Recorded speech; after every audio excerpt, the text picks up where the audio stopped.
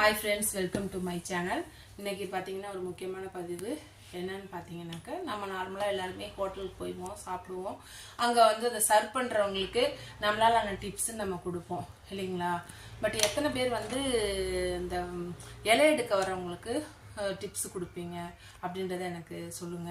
ஏன்னா இது வந்து நான் கத்துக்கிட்டது என்னோட மாமியார்ட்ட தான் கத்துக்கிட்டேன். அந்த மாதிரி இலை எடுத்து வர்றதுன்றது வந்து அந்த மாதிரி அதை எல்லாராலையும் செய்ய முடியாது அந்த மாதிரி ஒரு வேலையை. அப்படிங்கும்போது அவங்களுக்கு எவ்வளோ ஒரு சகிப்புத்தன்மை இருந்தால் இந்த மாதிரி செய்கிறாங்க.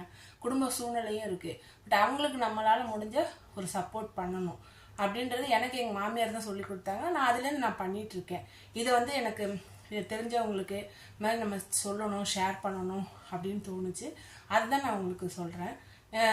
ஏன்னா நம்ம இந்த மாதிரி வேலை செய்யறது ரொம்ப கஷ்டங்க, சரிங்களா? ஏன்னா நம்ம எத்தனையோ பேர் வந்து சாப்பிடுவாங்க, வைப்பாங்க, அவங்களோட இலை எடுத்து பண்ணுறாங்க அப்படின்னா அந்த மாதிரி வேலைக்கு வர்றதே ஒரு பெரிய ரொம்ப கஷ்டமான ஒரு விஷயம்.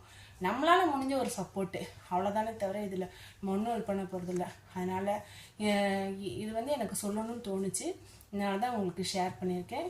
இந்த பதிவு பிடிச்சிருந்தா மறக்காமல் நம்ம சேனலுக்கு வந்து லைக் பண்ணுங்கள், சப்ஸ்கிரைப் பண்ணுங்கள், கூடவே அந்த பெல் ஐக்கானை கிளிக் பண்ணுங்கள்.